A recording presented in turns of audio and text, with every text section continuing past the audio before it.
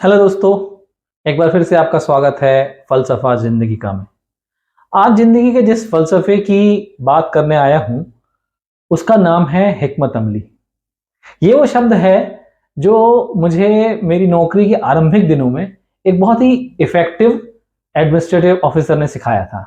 हम लोग जब अपना नौकरी का सफर शुरू करने जबलपुर आए तो बिल्कुल शुरुआती दिनों में उन्होंने कहा कि अगर तुम लोगों को इस नौकरी में सफल होना है तो तुम्हें एक चीज का हमेशा ध्यान रखना होगा और वो है हिकमत अमली।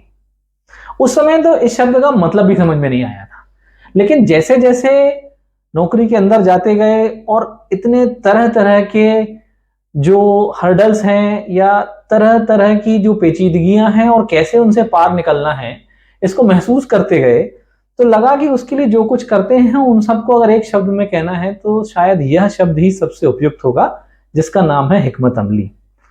और वैसे तो पहले भी हम जो कुछ जीवन में कर रहे थे और करते थे उसमें बहुत कुछ कहीं ना कहीं ये तत्व शामिल था, लेकिन जब इसको जान लिया और इसके तौर तरीकों को पहचान लिया तो इसको जीवन में अपनाना ज्यादा आसान हो गया। तो इसलिए आज मैं इस एक शब्द को आपके साथ शेयर करना चाहता हूं, इस एक रहस्य को आपके साथ शेयर करना चाहता हूं कि ये हिकमत अमली होती क्या है और इसे कैसे अपनाया जाता है।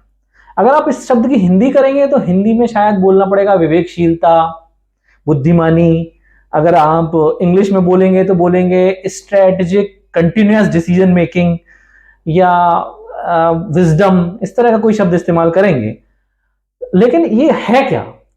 जैसे जब हम लोग कोई काम कर रहे होते हैं तो उस काम को करते समय एक तो होता है standard way of doing things, कि एक उसका प्रोटोकॉल है, एक निश्चित नियम कायदे हैं, हर जगह नौकरियों में भी हर जगह होता है, एक एसओपी बनी होती है। पर जो सरकारी प्रशासनिक तौर तरीके हैं उनमें बहुत बार ये होता है कि जो एसओपी है, जो स्टैंडर्ड चीजें लिखी गई हैं, वो कभी कभी वो डिलीवर नहीं कर पाती हैं जिसके लिए उनको बनाया गया है। यानी मान लीजिए उदाहरण के लिए कि आपने चाय बनाने की एक एसओपी बनाई कि इसमें इतना दूध लेना है, इसमें इतनी शक्कर लेना है, इसमें पत्ती लेना है, इतनी देर उबालना है और इस तरह से चाय बन जाएगी। पर अगर किसी दिन बहुत ज्यादा ठंड पड़ रही है और आपकी एसओपी में लिखा है कि चाय को 5 मिनट उबालना है, लेकिन उसने जिसने एसओपी बनाई उसने उस अचानक पड़ने वाली ठंड को अगर कंसीडर नहीं किया है तो वो 5 मिनट में चाय नहीं बनेगी। तो ऐसा अक्सर प्रशासनिक सेवाओं में बहुत बार हो जाता है कि जो कुछ कहा गया है वो अलग है, लेकिन जो चीज हासिल करनी है उसके लिए आपको वहां अपना दिमाग अप्लाई करना है, प्रत्युत्पन्न मति का उपयोग करना है। देखिए, ये अकेले प्रशासनिक सेवाओं में नहीं होता, ये जीवन में भी बहुत ज्यादा होता है। इसलिए मैं आपके साथ शेयर कर रहा हूं कि आप इस बात को समझें। अगर आपने ये तौर तरीका अडॉप्ट कर लिया और ये बात पकड़ ली तो फिर आपके लिए लाइफ में हर चीज बहुत ईजी हो जाती है। कैसे होता है, ये कैसे काम करता है, मैं एक उदाहरण से आपको बताता हूं। जिन दिनों मैं नायब तहसीलदार के रूप में काम कर रहा था तो बिल्कुल शुरुआत की ही बात थी। जो जबलपुर के लोग हैं वो जानते हैं, जबलपुर में एक जगह है नौदरा ब्रिज। ये बात होगी तकरीबन 2004 के आसपास की, 2003-4 के आसपास की बात होगी। तो जो नौदरा ब्रिज था तब बहुत सकरा था, एक रोड थी और उसको चौड़ा करने का प्लान नगर के विकास के प्लान में नगर निगम की तरफ से लगातार चल रहा था और उनके तरफ से कुछ लोग जो वहां इंक्रोचमेंट किए हुए थे उनको नोटिस भी गए थे, लेकिन जिन लोगों को नोटिस गए थे उनने सिविल कोर्ट से जाके स्टे ले लिया था। अब पोजीशन ये थी कि नगर निगम कह रहा था कि भाई जो आप लोग नजूल के लोग हैं, नजूल में काम कर रहे हैं, वो आके बताएं कि ये सरकारी जमीन है और इसमें कैसे किसी को स्टे मिल सकता है। लेकिन जो लोग वहां रह रहे थे उनका कहना था कि नहीं, ये सरकारी जमीन नहीं है। उनने कहीं से कागजात उनके पास थे जिसके बेसिस पे वो कह रहे थे कि ये प्राइवेट लैंड है। पर उनका प्राइवेट लैंड का दावा एक्चुअली गलत था, वो दूसरी जगह का था और वो बिल्कुल नाले के किनारे, एक्चुअली नाले की जमीन के ऊपर ही बनी हुई दुकानें थी। लेकिन वो दुकानें तकरीबन 50 साल से बनी थी, ऐसा बहुत लोग भी जान रहे थे। अब सवाल ये था कि एक तरफ शहर का, पूरे शहर का डेवलपमेंट और उसके साथ साथ ये भी कि जो लोग उस पर दावा कर रहे हैं उनका दावा गलत। हमें मालूम है, हमारे पास कागजात थे, हमें मालूम था कि नाले की जमीन पे बना हुआ था, लेकिन दूसरी तरफ जो लोग थे उनके पास में एक सिविल कोर्ट का दिया हुआ स्टे था। कानूनन पोजीशन ये है कि ऐसे समय पे आपको कुछ आप नहीं कर सकते। अगर स्थगन आदेश है तो स्थगन आदेश का पालन करना है। ये स्टैंडर्ड लेड ऑफ प्रोसीजर है, ऐसा ही होना चाहिए। ये हम लोग नोटिस दे चुके थे, सब कुछ कर चुके थे। ये स्टे वाली बात हम लोगों को उस दिनांक तक मालूम नहीं थी। सारा अमला आ चुका था, मतलब बड़ी संख्या में पुलिस बल तैनात था, नगर निगम के लोग आ गए थे। मैं वहां पे एग्जीक्यूटिव मजिस्ट्रेट के रूप में और तहसीलदार के रूप में था, जो अपने डॉक्यूमेंट दिखाता है, जमीन के बारे में चीजें करता है। अब नगर निगम के जितने अधिकारी वहां मौजूद थे, डिप्टी कमिश्नर साहब थे, उनका कहना था कि आप निर्णय करो, आप अगर बोलेंगे कि नहीं नहीं तोड़ा जाना है तो मैं तोड़ दूंगा। अब पूरी बात ले दे के मेरे ऊपर आ गई थी, और मेरे को नया नया नौकरी में था, मेरा दिल कह रहा था, और जो चीजें थी और जो कॉमन सेंस थी, जो आपके अंदर का ईश्वर है, वो कह रहा था कि नहीं यार इसको टूटना चाहिए, क्योंकि वो लोग गलत हैं। और वो भले उनके पास स्टे हो, जो भी हो, कानूनन रूप से हो, लेकिन कानून अपनी जगह है। लेकिन कानून के बारे में भी तो कहा गया ना कि सामान्य की इच्छा का ज्ञापन ही सही कानून है। उस समय पे जो किया जाना चाहिए वो ये था कि जब इतना अमला इकट्ठा है, और ये जो अमला इकट्ठा होता है ये हमारे टैक्स के दिए हुए पैसों के खर्च पे आता है, तो अब मेरे को ये निर्णय करना था कि क्या कानूनी रूप से मैं जाऊं। अगर एक आदर्श स्थिति बोलेंगे, जैसा मैंने कहा कि एसओपी, अगर स्टैंडर्ड एसओपी की आप बात करेंगे, तो मेरे को निर्णय करना था कि नहीं, हम कुछ नहीं कर सकते, हमें वापस जाना चाहिए। ये जितना किताबों में लिखा है और जितने भी लोगों से आप सुनेंगे पढ़ेंगे, वो यही कहेंगे कि ऐसे समय पे यही किया जाना चाहिए और यही ठीक भी है, और तमाम तरह से ये होना था। लेकिन दूसरी तरफ आपका कॉन्शियस, आप कह रहे हैं कि इतना सारा हमला आया है, इतने लोग हैं, वो आदमी जो उसको रोकने की कोशिश कर रहा है, वो उसने जिस भी तरह से हासिल किया है, वो जो स्थगन है वो सही नहीं है। अब जब आप सारी चीजें, क्योंकि उसके सारे जो पेपर्स थे उसका कस्टोडियन तो हम लोग थे, एज ए नजूल के तहसीलदार मेरे पास कागजात थे, मेरे को साफ दिख रहा था कि नहीं वो जिस जमीन पे है वो तो नाले की जमीन है। अब निर्णय यहां पे होना था। इस बीच में होता यह है कि उस समय के तत्कालीन नगर निगम के जो अध्यक्ष थे, वो अध्यक्ष महोदय उन लोगों की तरफ से आ गए जो एनक्रोचर्स थे उनकी तरफ से, और वो जिस जगह को तोड़ा जाना था उस जगह पे वो लेट गए, लिटरली लेट गए, और उन्होंने कहा कि अगर ये टूटेगा तो ये मेरी ऊपर से बुलडोजर जाएगा, तब ये जगह टूटेगी, नहीं तो नहीं टूट पाएगी। और इसने और स्थिति को पेचीदा कर दिया, बाकी सब लोगों के हाथ पैर फूलने लगे, और इसके बाद तो स्थिति ज्यादातर जो वहां पर अधिकारी मौजूद थे उनकी मनोदशा ये थी कि अब यहां से लौटना है। हमने वो लोगों ने अपने अपने उच्च अधिकारियों से बात करी, उन्होंने कहा कि नहीं देख लो तुम लोग, ये फालतू कॉम्प्लिकेशन क्रिएट नहीं करना है और आप लोगों को आना है। पर जो एक नया नया आदमी आता है, जो नया नया अधिकारी ज्वाइन करता है, उसके अंदर एक जुनून जज्बा कुछ ज्यादा होता है। मेरे को लगा कि नहीं, यहां पे देखिए स्ट्रेटेजिक जो मैं बात कर रहा हूं हिकमत अमली की, मैंने ये विचार किया कि भले वो उन लोगों के पास में स्थगन है ऐसा बताया जा रहा है, मुझे तो ऑफिशियली कोई स्थगन दिखाया दिया नहीं गया है, मेरी तो लाइबिलिटी इस बात के लिए नहीं है। अगर इनके पास स्थगन था तो इनको सीधे सीधे जो मैं जहां पे था वहां पे इनको रिसीव कराना था, उन्होंने रिसीव कराया नहीं है। तो मेरी पोजीशन ये है कि भले वो हो स्थगन, मैंने तो अभी देखा नहीं है क्योंकि मुझे ऑफिशियली वो दिया नहीं गया है। ये बात मैंने जो वहां डिप्टी कमिश्नर थे नगर निगम के उनसे बात की, डिप्टी कमिश्नर नगर निगम इस बात से कन्विंस थे, उन्होंने कहा आप कहें उचित अनुचित, कानूनी गैर कानूनी, मेरे को कोई मतलब नहीं।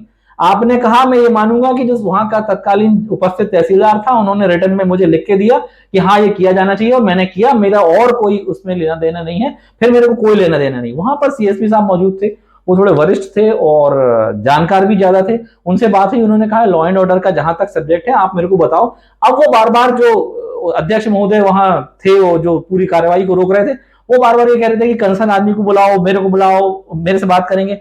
इस बीच क्या हुआ, कुछ लोगों ने अपनी जो आसपास हमारे जो छोटा अमला काम कर रहा था, उनने उनके जाके ये बोल दिया नहीं नहीं वो जो साहब आए हैं वो बड़े साहब हैं, वो नहीं मिलेंगे। और उनके दिमाग में ये इंप्रेशन डाला गया कि जो ये जो आदमी दूर से दिखाई दे रहा है और जो हाव भाव रंगत से भी थोड़ा नायब तहसीलदार से जरा बड़ा लग रहा था, बड़े पद का लग रहा था, उनको बता दिया गया कि ये कोई आईएएस है जो नया नया आया है।